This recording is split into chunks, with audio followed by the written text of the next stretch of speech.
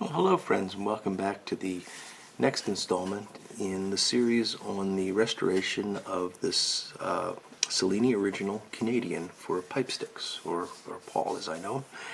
And when last we saw Paul's pipe, I had finished the sanding on it, and we were ready to move on to the stem, with the exception of this bit of crush mark that was here. I told you I was going to try to steam it, and I explained that I hadn't really ever had a lot of success with steaming. Well, this turned out to not really be much of an exception.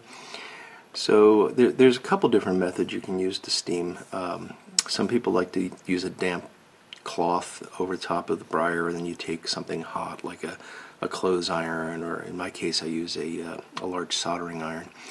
And that, will force steam down into the wood. Works very well on a lot of different woods. Does not work very well on briar, in my experience, and it didn't really do anything here. I then tried a jet of steam generated with my pipe retort. So just instead of boiling alcohol, I boiled water in it, and that, it did something. What it actually did, and I'll see if I can show this to you. It's a little difficult to focus this close in here. There we go. It actually raised where the grain was broken. So before I had just a smooth depression here, now I have a smooth depression. Well, I have a depression that has ridges in it. So it'll be a little easier to sand, I guess, but yeah, certainly not a cosmetic fix. Anyway, this will get sanded lightly with probably just 400 grit until we can get rid of that bit of damage there. Other than that, the stummel is ready to receive stain. So we're going to set it aside. We'll look at it a couple of times as we're fitting the stem, but I'm not going to do any more work on the stummel, with the exception of doing this little bit of sanding off camera. So the other thing that I did off camera is I did a tiny bit more work on the stem blank. So when last you saw it, I had not turned down this section, which I've turned down. Let's bring the stummel back for a second. So the stem fits tightly, not too tightly, and I've turned it down so that it's close to the width of the shank. Obviously there's more to take off here because this is not a circle, it's an oval. But I wanted to get it somewhat close, so that just to minimize the hand shaping that I have to do, because from this point out everything is going to be hand shaping. You have to forgive the barking dog. The other thing that I did was bevel the end here. So I'm going to go see why the dog's barking, and then I'll explain why I have white. The reason that we have put some white on the face here, and the white is actually that grout pen, which is right here, that I use for filling in stampings and such on stems. It also works really well just to provide a contrast here, so that I can actually see markings. So this is a temporary thing. This surface is all going to be sanded and filed, so it's really just a temporary marking. What I want to do is locate the slot on this face. And obviously this face is not to its final dimensions, but it doesn't matter, because I want the slot to be centered on the rod and centered relative to the draft hole. So I did some calculations here, and I'll just briefly go through them. So the overall size of the rod itself is 796. The slot measured off of the original stem that we're trying to duplicate turns out to be 370. These are all measurements in thousandths of an inch, which yeah, it's the measurement unit that makes the most sense, given the lathe works in thousandths of an inch. So that's what I'm using. So that's how wide the slot is. That's how wide the rod itself is. Subtracting those two, you get that's 426. Pardon my handwriting. We need to divide that by 2 because this is the diameter. We want to talk about the radius, and that would be 213 thousandths off the radius. So what I've done here is I've gotten my less good calipers. So these are they're perfectly fine calipers, but I don't want to mess up the points on the ones that I use for measuring all the time. So this is just sort of a less quality pair, but they work fine. I've set the distance here to 213 thousandths based on this calculation. And now I will just simply use the calipers to come in here, registering one end off the end of the side of the rod, and scribe a line. Oops. There we go. So that's one, and we'll rotate it around. Okay. So now we have two lines there, and if I now bring the other calipers in and try to measure between those two, and it's a little difficult because they're just markings, there's nothing to really register off of, but yeah, we're getting, let's see, trying to do this in line with the airway as well. So yeah, it's coming out to be about 380. Oh, sorry, you probably can't see that. It's about 380. We were shooting for 370.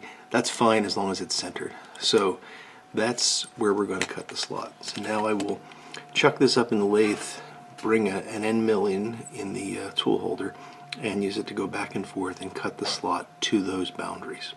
Now, I'm not going to show that because it's a bit, there's a lot of setup work involved, and I just want to get that done and bring you back. So I'll cut that and bring you back for the next step.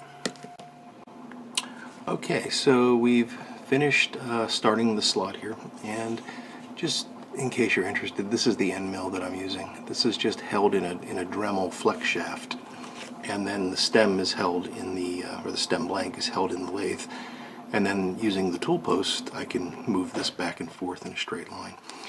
And as you can see, I just cut to the lines that we had scribed in earlier, and this is not very deep at all. It's just enough that I can use it as a reference as I'm starting to file in the slot. So that'll be the end of the slot, but of course there's a lot more work to do, and you can see, hopefully you can see that, you know, the hole is still evident in the center there. So it's really just a little impression in the end here that I can use to guide the file. So that's done. Now the next step is something you have seen me do before, which is I'm going to have to mark out the center line on this blank so that we can begin to shape it. Now the center line is important for a couple of reasons. First off, we're going to reference it off of the slot. So, you know, prior to cutting this slot, there was no, this was a completely symmetrical blank, so there was no up or down or anything. Now that the slot's in place, we know that one side of this is up and one side of this is down, and it doesn't matter which at this point, but it will eventually. So using this as a reference, we can bring a piece of tape straight across here and then bring it down the sides at a 90-degree angle. And that's going to give us a line that indicates the center line of the bit, or of the stem. So if, you know, this is the stem that we're ultimately making, that tape would be laying right along this edge. And that's important both to give us a reference as we're shaping it, because we want to try to keep things symmetric relative to that line. But it's also important because it's letting us know where the airway is, and we really want to avoid sanding or filing into the airway as we're getting down to this, you know, very thin part down here. So it's really useful to have that tape on there, at least for the initial stages of shaping. So I'm going to do that. It's a bit tedious, but so I'm not going to video the whole thing, but basically I'm taking, this is a masking tape. It's 1/8 inch thickness, and you can, I got this at a craft supply store. I think it might have been Michael's or maybe AC Moore, but craft supply stores should sell it, and it's really useful for this.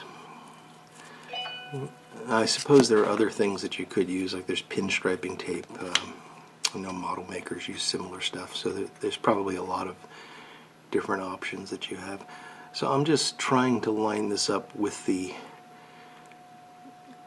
you know, just moving it so that I believe I've got an equal amount of space above and below on that slot, and I'm just going to use my finger now to go in there and see where it's located. So I'll continue to do that, get this in the right place, and then bring this down the sides, and I'll bring you back when we're ready to shape it. Okay, so we've gone ahead and taped up the sides of this. This piece of tape down here is just to secure it so that it doesn't slip around. We've got it centered on the slot and then coming down equally. And what I do after, you know, I just try to eyeball this relative to the tenon here and get it as straight as possible. And then just take this is actually just a piece of index card, cut off the end. I don't know if you're going to be able to see, but there are two marks on the edge, the upper edge here. So what I'll do is, after this is in place, I'll wrap this around, and then using a pencil I'll mark the edge of the tape, the inside edges on both sides. And that gives me a distance which, now if I rotate this around, that distance should be pretty close to the same. So line it up there, and yeah, we're very close. And then we can do the same thing down here, and that tells us that there's an equal space on the top and the bottom, which would mean they're centered. And if it's the same down here, that would mean that it's straight and centered. So it's just a way of confirming that we got the tape in the right place. I then marked this off. So since I'm trying to replicate the stem to be as similar as possible, I need to do some measuring and sort of mark up the blank. If I was just doing a stem freehand, I would just take this to the belt sander at this point and start sanding it down. Because the stems are all fairly common shapes, and we pretty much know what those shapes are. But for something like this, where I'm trying to make it as accurate as possible, I did some measuring. So what I've done here is just marked off on the side using a China marker at half-inch increments, and then came along with the calipers and measured the thickness of the stem at each of those increments. And you can make this little model where the bottom line is the center line, and these are the thicknesses at each of these half-inch points. And if this sits on top of it, it'll pretty well line up. There's pretty much a linear taper right in here. This is flat. This is the area behind the button. The button's a bit thicker. So this is just a flat, and then this dotted line represents the fact that this is going to have to be curved to make a smooth transition. And this, of course, is just the top half. The bottom half extends down here as well. And I've got the measurements in thousandths of an inch marked at each of these points. You don't need to know these to follow the video. It's just I want you to see how I'm going to be checking on this blank as I shape it to make sure that I'm staying within the right parameters to get a copy of this. Alright folks, so we now have the stem kind of roughed in. We've done all of the work on the belt sander that we're going to do. Everything else from this point will be hand work. You can see I've marked the top just to keep the orientation right, because remember, this is not symmetrical. So once we start to shape the stem to fit the shank, it will have a top and a bottom. I'm going to set the stummel aside for now, because we're going to begin to work on the button. And the first thing to do there is going to be to mark out where we'd like the button to be. And I'm again going to use this trick with the white marker here.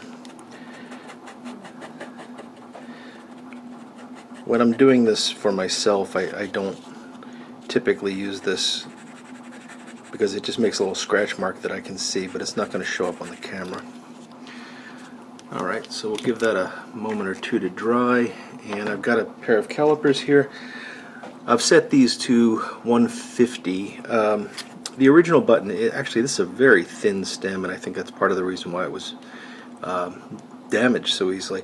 The original button is only about 100, but I don't know how much of that is wear. So 150 is pretty routine. I usually do 150 to 175 for the, what would you call this, the depth of the button, I suppose. And I'm just going to use the calipers now to put a scratch mark across the white. Just like that. And we'll turn it over to the other side. And there we go. So that will show us where we're going to start filing. Now to file, I've got some tools, some of which are a little bit unique and homemade, and I thought I would show you all the tools first, and then I'm going to have to try to change the camera angle because I want to show you the actual shaping of this. And I've never done that before because the camera angles are a bit awkward, and I'm going to have to see if I can do that, but I'm going to try my best. So first off, in terms of like initially cutting the button and doing sort of rough shaping type work, I've got this really simple tool here. This is just a block that's curved on the top. It's got some heavy leather with a little bit of padding underneath it that's been attached. And this is, I have dog holes in my bench, so this fits down into a dog hole and sits flush. I can rotate this as needed, and this gives a nice surface for holding the stem against as you're working on it. So that's a tool that you'll see me using, especially during the early stages of getting the button started. Another one that's even simpler is a block of wood like this, and this is really just a scrap piece of wood that I've drilled some holes in. And all that I do here is, hopefully I have a hole that's close. Yeah, that's a little loose, but we may use that hole. I can put some masking tape around the tenon here to tighten up the fit there. And this is used because I'll now clamp this in a vise, and of course I can angle it any way that I want. I can rotate the vise, and you'll see me doing that as well. And that really gives me nice access to all sides of the stem. I can rotate it in the block, move it around, change the angle as I need. So that's a pretty simple tool, but extremely useful. And in terms of the tools that are actually being used to shape, so we're going to start with a really inexpensive triangular needle file. And what I use that for is just to get the button started. So I'm just going to, that scratch mark that we made with the calipers, I'm just going to use this to deepen the scratch mark. And once I have that deepened, I'll come in with this file. And this is a somewhat unique file. It's called a fret file. And I know about these from my luthier days. It's used to set, if you're familiar with, I'm sorry, it's not a fret file, it's a nut setting file. If you're familiar with what a nut is on a guitar or a ukulele or a mandolin, it's the bone or mother of pearl or some other material piece that sits at the top of the neck of the guitar and the strings run over it, and that has to be set down into the wood. And this is the file that's used to very accurately make that slot that it will fit into.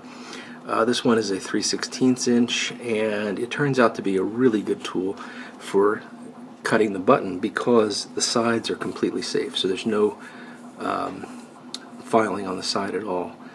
Only the edges are going to cut, and there's a fine edge and a coarse edge. So this tool really helps a lot. The other tool that I use quite a bit is this what's called a volcrylic file. And this is just a coarse cutting file that can very quickly shape the ebonite. So this is not really for any detail work, but it's just to get the rough shaping.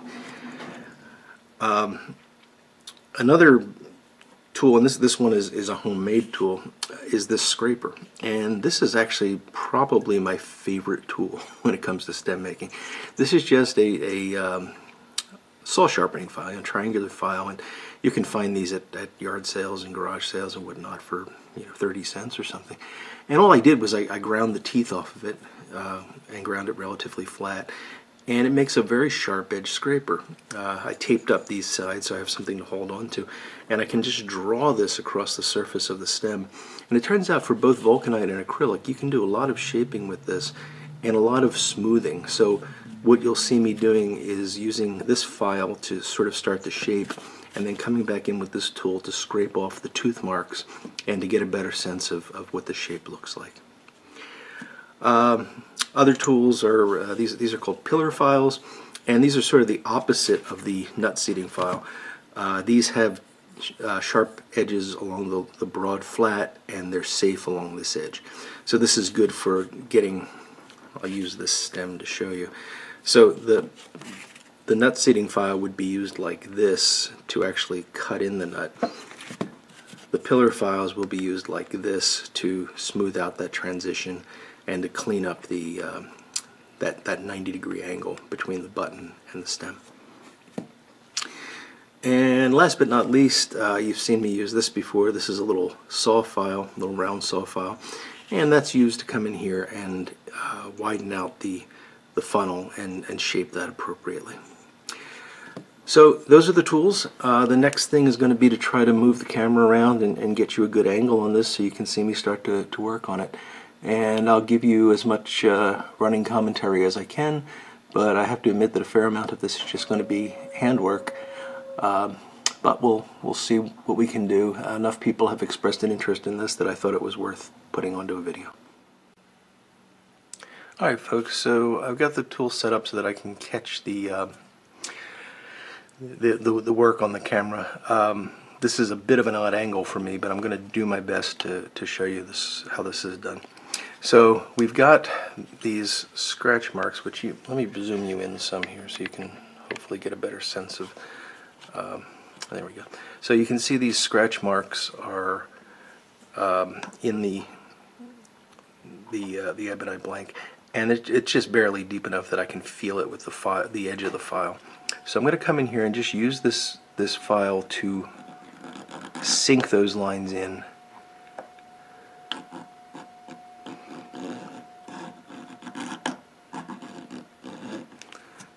And that's good enough. And we'll do the same on the other side.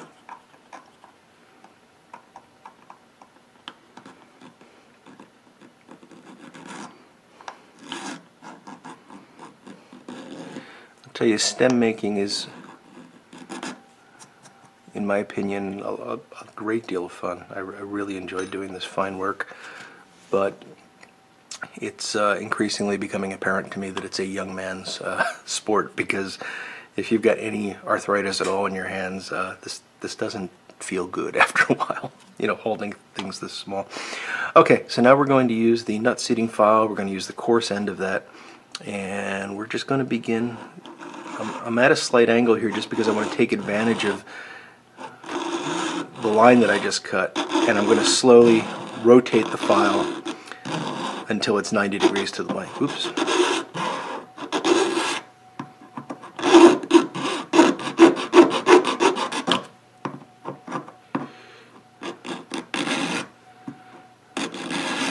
There we go.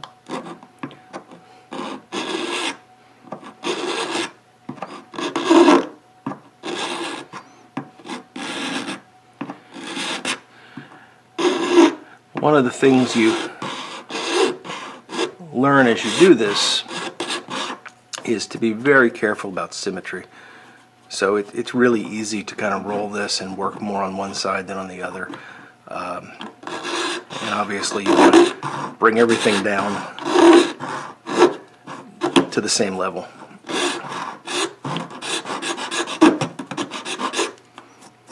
Okay, so now you can see we're starting to cut into that and form what is ultimately going to be the button, with you know, the button being here and the rest of the stem being down here.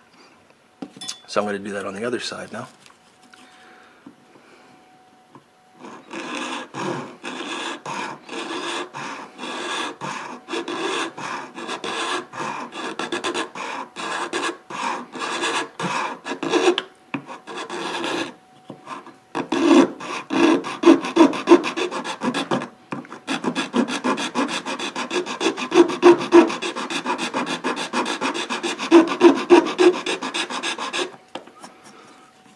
The nice thing about doing this way is that I can't wander out of shot like I often do.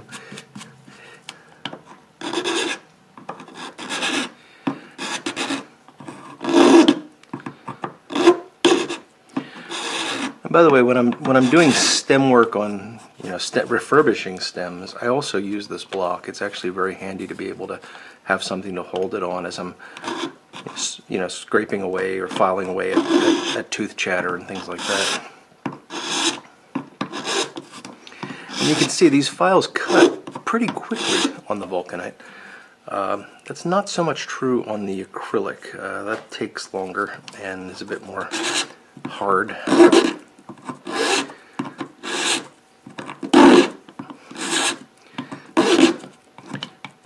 That's sort of one of the things that I don't understand, because I love vulcanite stems. For my pipes, I really prefer them, and I always thought that that's what other people would feel as well. Turns out most of the requests I get for stems are acrylic, and they take longer. Okay, so you can see we're starting to cut that in. As I get deeper, I'm going to use this file here just to come in and even this out. So I'm going to be going back and forth between those two, and as I'm doing that, I'm going to be measuring that width right behind the button, and that is currently at 320. Oh, you can't see that. It's currently at 325 thousandths, more or less. I want it to be 200 thousandths, and of course I want it to be equally distant from the button, from the draft hole on both sides. So I'm going to continue to work on that until I'm down to 200 thousandths, and I'll bring you back for the next step of the shaping.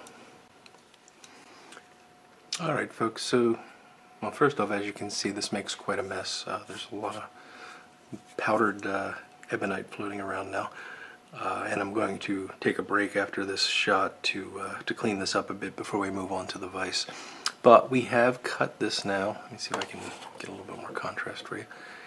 Yeah, we have now cut, essentially the button is ready now. It still needs to be, the shape needs to be finalized, obviously, but that's as deep as we're going to go here, except for sanding and polishing.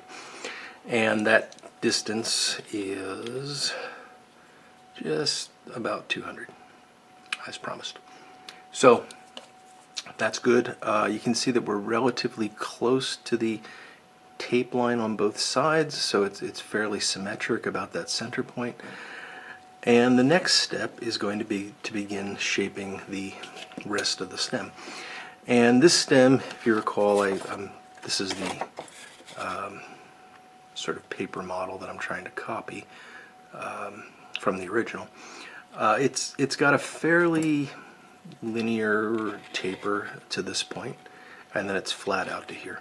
So what we're going to do is we're going to work on trying to shape both of these at the same time. This flat part will bring in gradually, so we'll do the linear taper and try to have it meet up with this, and then we can do the flattening. So, and because of the way I have this marked, this flat spot is going to end right about there. So it's not a very significant flat, but it is important for the overall shape. So to do that, I will use the vise, and I'll try to move the camera around now and see if I can get you a shot of that. But first I'm going to clean up all this ugly vulcanite dust, ebonite dust. Be back soon. Alright folks, this took a while to get set up, and I don't know how this is going to transmit, and I'm really not sure how the audio is going to work out because the camera is quite far away and just zoomed in. But I can voice over if this isn't appropriate. So you're looking down on the work right now. Here's my hands. This is my leg. I'm sitting in front of the vise, so the vise is back here. And you can see this is a pattern maker's vise, and it's quite easy to adjust side to side, and then that locks down quite rigidly. And by using this piece of wood that I showed you earlier, I can angle this in any way that I want. And then of course I can rotate the stem around in the block. So this gives me really good access to all the sides and everything. And now I just have to try to not stick my head in the way while I show you. I'm going to just start filing on this. Now I've got this mark here indicating that this is the top, and I don't want to lose track of that. I know that I'm not going to be filing back here at this time, so I'm just going to put another mark right back there. And away we go.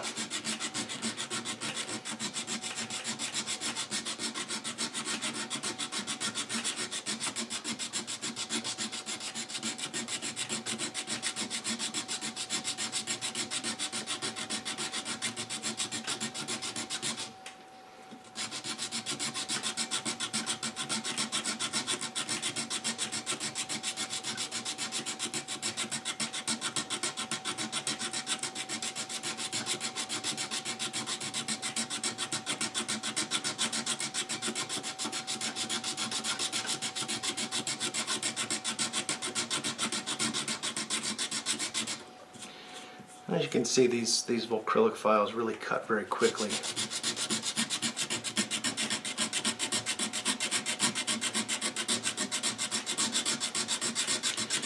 And I suppose you could do this, you could do more work on the sanding belt, or use a Dremel tool or something, but I prefer to do it by hand. It gives me a better feel for the shape as it's evolving.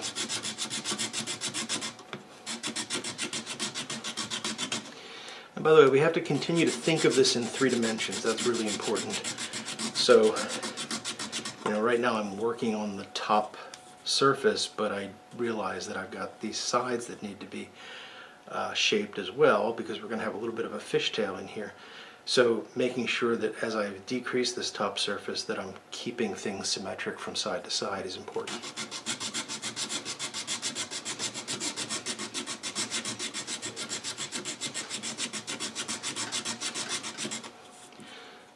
Okay, so we're getting close to that button width that we've got. We're not quite there yet. Button width, the thickness of the stem that I set at the button. Technically it's the behind the button thickness, I suppose.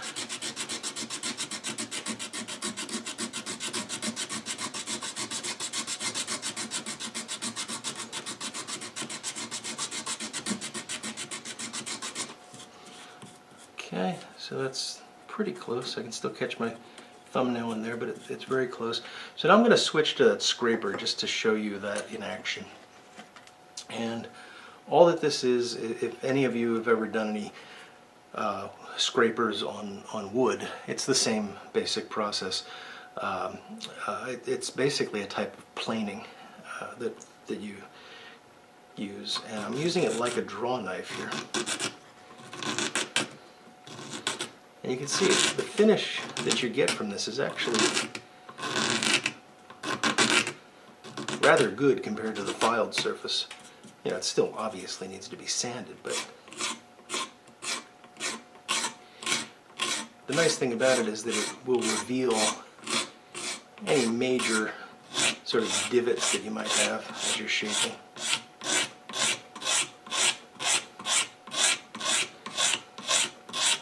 So I'm not really doing this right now to shape the stem as much as just to smooth out that surface and let me see where I'm at. Alright, so set that aside. I'm going to pull this out now so I can look at it a little bit better. Yeah, so that's actually coming in quite nicely. Hopefully you can see that. So now I'll turn it over and do the other side.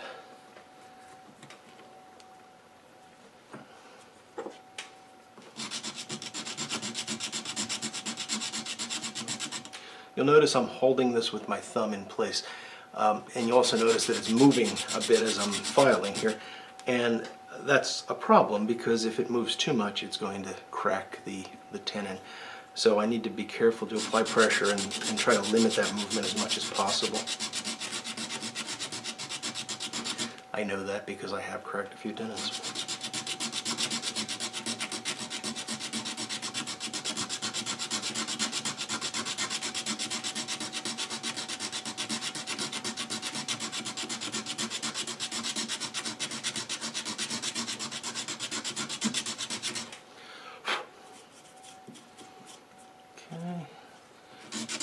Again, the goal is to try to get down to that thickness that we set behind the button.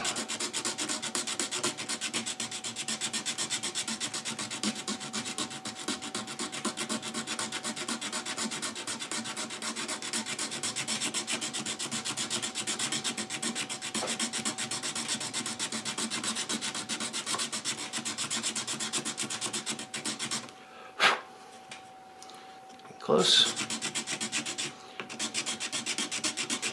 And of course, as I'm doing this, I'm trying not to file up against the button at all, because I really don't want to change anything there.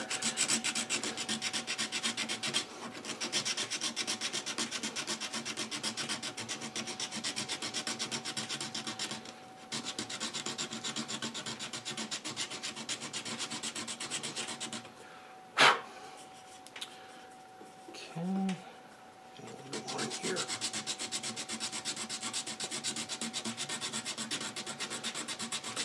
It's a bit cliche to say it, but your fingers really are the best measuring tool that you have.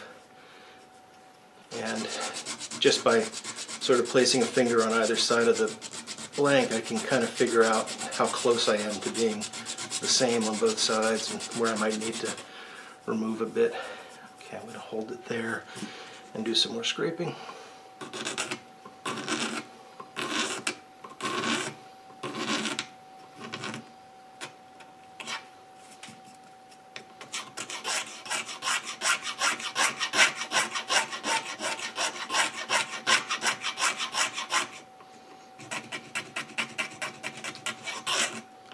Still have a bit of a ridge in there that I'm working on.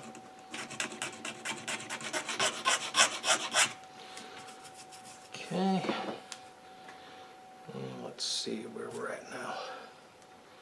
Alright, so this is starting to look more like a stem. And we will continue to do this sort of work until we have the taper close to what we're looking for. Now keep in mind, we still need to do a fair amount of shaping here to have it fit the shank. So I'm not looking for the final taper right now, I'm just looking to approximate it so that once I've got this shaped in, I can just easily smooth it. So I now have the stem blank shaped to the point where it's, you know, pretty close to resembling a stem. I've put it back onto the stummel, and I've put a double layer of electrical tape around the briar here at this junction, and I'm going to file this as close as I possibly can. Then it'll get a bit more difficult to work, and I'll explain once we get to that point. But for now, the trick is going to be to file this as close as I possibly can. So I've seated it in place. I've gone ahead and lined up the button slot with the top of the stummel so that I know that everything is aligned properly. And normally what I would do is I would take a dowel like this, and I would put that in the vise, and then I would put this over the top of it, and that'll make a nice holder, and you know, you can do all the shaping. But with this being such a long, thin shank, I'm afraid that I'm going to break it if I do that. So I don't want to take that risk. So instead I'm going to use the leather padded surface here and just hold the pipe in place and use my file to very gradually shape this.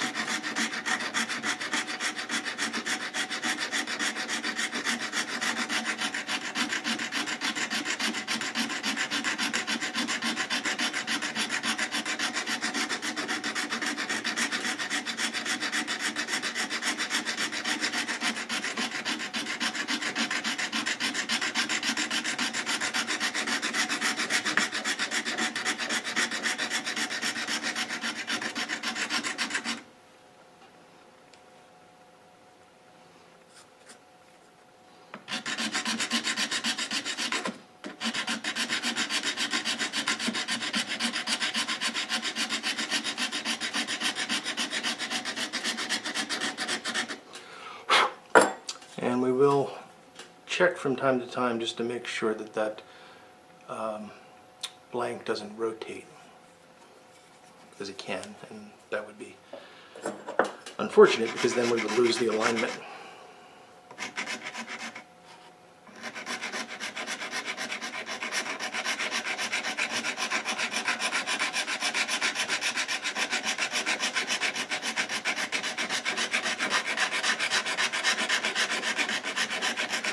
So obviously this is going to take some time, so I will continue this and bring you back once this.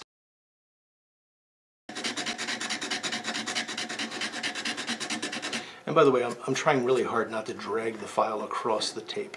So I'm trying to keep it at a level where it's cutting the vulcanite but not touching the tape as much as possible. As we get close, it's going to scuff the tape, of course, but that's better than scuffing the briar. Okay, that's good. Yeah, so we've got a fairly good fit here, at least with the tape in place. So the next step is going to be, we'll remove the stem blank, almost stem. We'll remove the tape, and the tape sometimes does leave a little bit of sticky residue or discoloration. That's okay, we got a lot of work still to do on the stummel.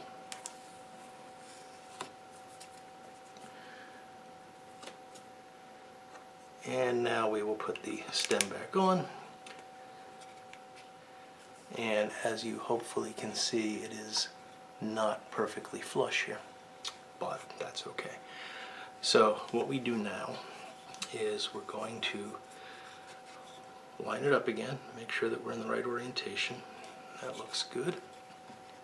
And we're just going to note if there's any high spots, and this is as it should be. It's fairly uniformly off. Okay, so we're now going to take this, we're going to transfer it back into this part here. Well, let me show you. It'll only take me a second to do this. So we'll move our leather block, and let's see, I think that's the one. Okay. Oh.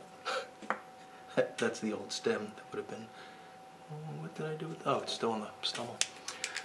Okay, so we will take the blank now, and using the scraper, I'm just going to very carefully begin to remove stock right at the end there. And the scraper lets me do this in a fairly uniform fashion. I mean, it's not perfect, but it's better than filing or sanding.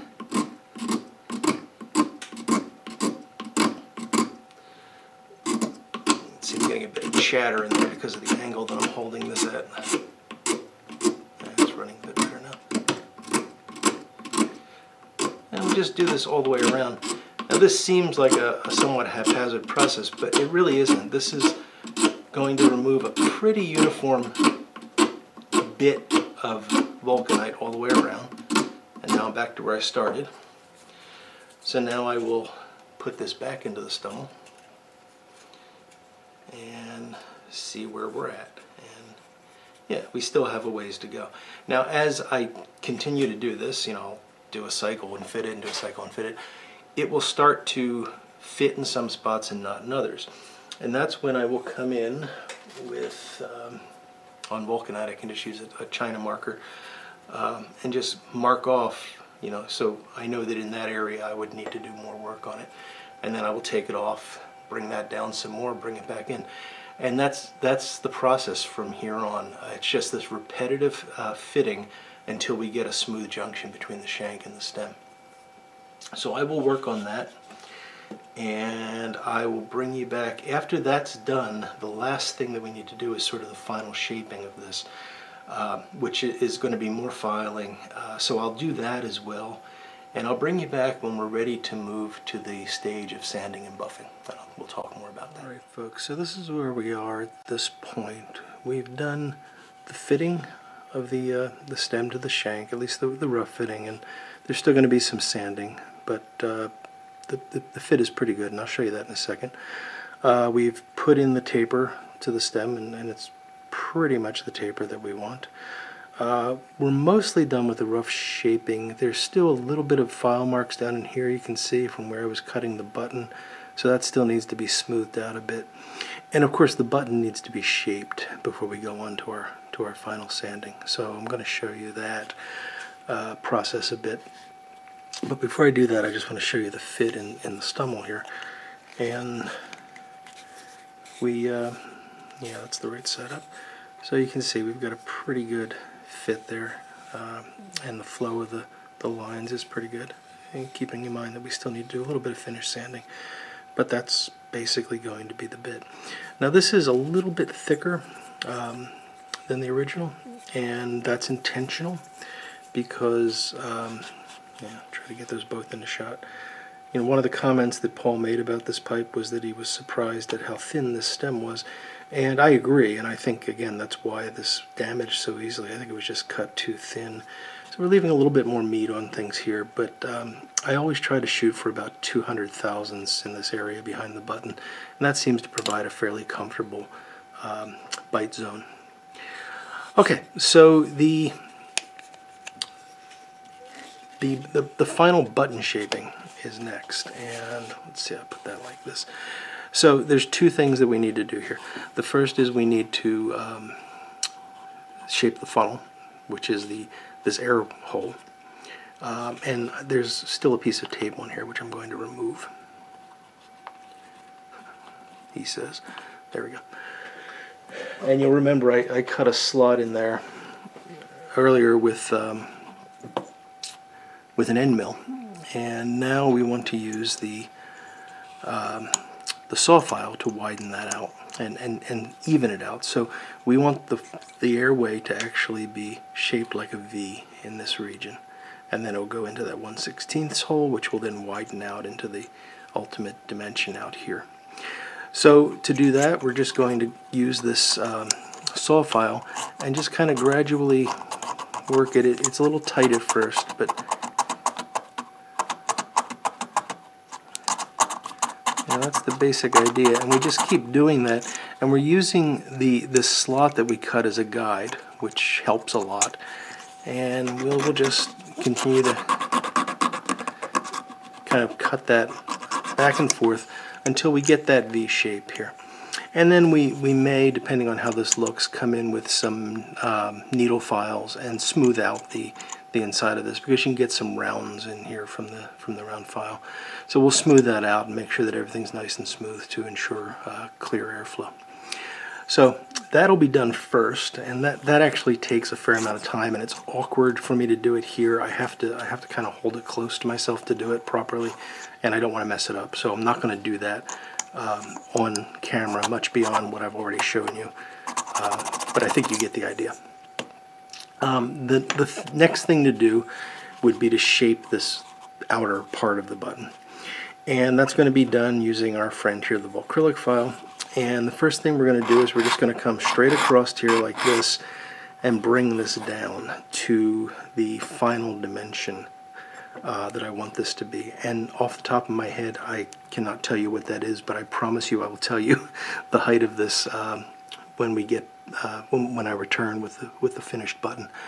But I do know how high I want this to be off the end here, and I will measure that as I decrease the height of this until I get to that point. I'll do the same thing on this side, and then we'll shape the edges to match that. And at that point, we will be ready for final sand. Well, folks, I know that not many of you, if any of you, are experienced at making stems, but it doesn't take very much experience to know that that ain't right. Unfortunately, as I was doing some of the final shaping, I wasn't quite happy with the way the button looked. I tried to make it a bit more symmetric, and I wasn't paying attention to how close I was getting to the draft hole, and I managed to file through to the draft hole. So this stem is now headed to the trash bin, and I need to make a new blank and pretty much start over. Unfortunately, I do not have any ebonite rod long enough to make this stem, so I'm going to have to put that on order and hopefully get it quickly so that I can catch up and complete this pipe. So I will do all that off camera, obviously. I mean, everything that I've done up to this point is fine. I just need to get to this point again, and in the next video I will have this pretty much ready for the final sanding, and we'll take it from there, and we should be able to pretty quickly tie up this pipe in the next video. So I appreciate you watching, and I hope you will stay tuned for the next video. And until then, I'll look forward to talking to you all again very soon. Thank you.